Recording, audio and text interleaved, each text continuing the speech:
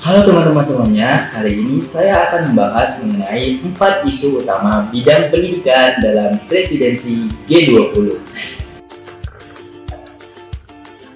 G20 merupakan forum kerjasama internasional yang beranggotakan 19 negara utama dan Uni Eropa.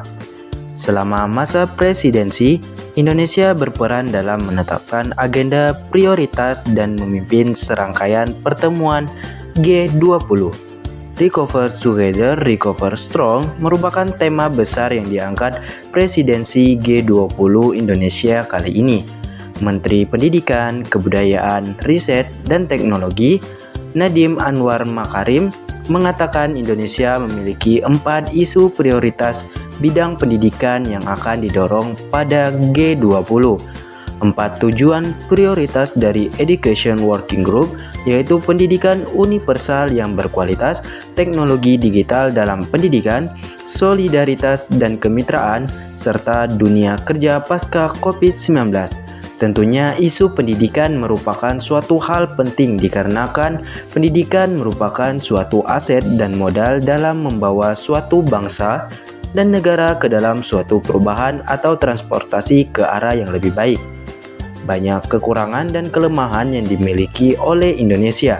Di samping sumber daya manusia tenaga pendidik, juga faktor modal serta infrastruktur yang dimiliki. Meskipun begitu, beberapa kelemahan klasik pendidikan di Indonesia harus segera diatasi dan dijawab dengan baik dan cermat.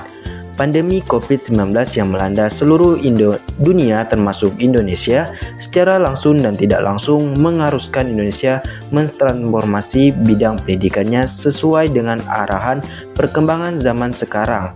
Direktur Jenderal Guru dan Tenaga Kependidikan Kemendikbudristek yakni Iwan Syahril mengatakan lebih lanjut tentang 4 agenda utama bidang pendidikan yang akan diajukan dalam G20 tahun ini, yaitu yang pertama yaitu mengenai kualitas pendidikan untuk semua.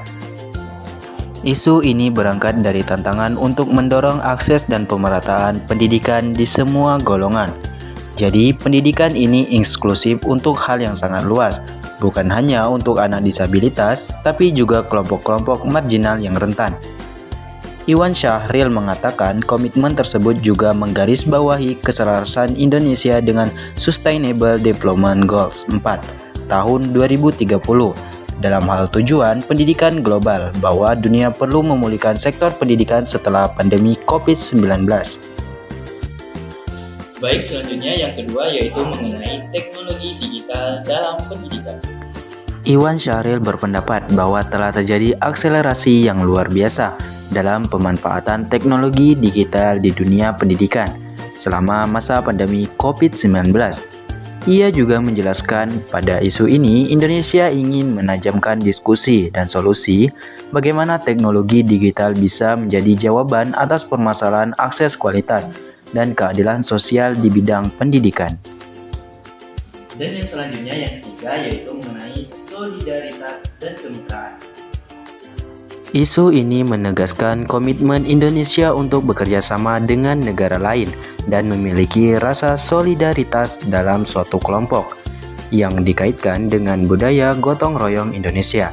Jadi, gotong royong itu kan kearifan budaya Indonesia, di mana jika kita melihat masalah di komunitas kita, dan meskipun itu bukan masalah kita, tapi kita tetap harus bantu. Jadi, budaya ini juga ingin kita tonjolkan sekaligus mengangkat budaya Indonesia yang bisa kita tawarkan untuk jadi solusi dalam konteks imagining for the future, papar Iwan Syahril.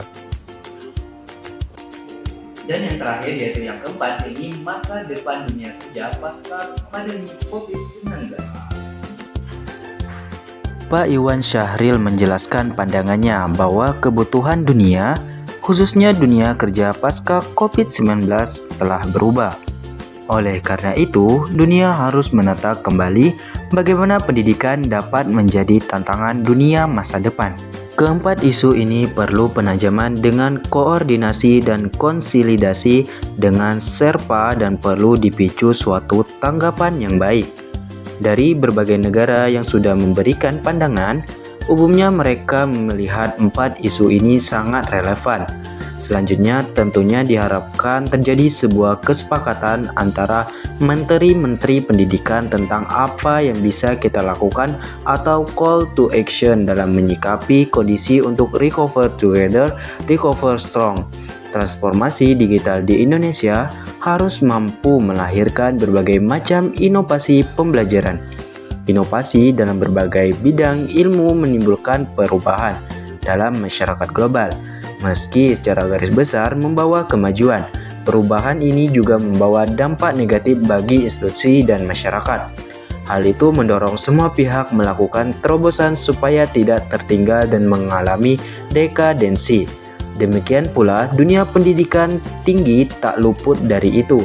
Perguruan tinggi sesuai tuntutan zaman juga mengalami berbagai perubahan, menyelaraskan berbagai undang-undang dan peraturan yang selalu berubah.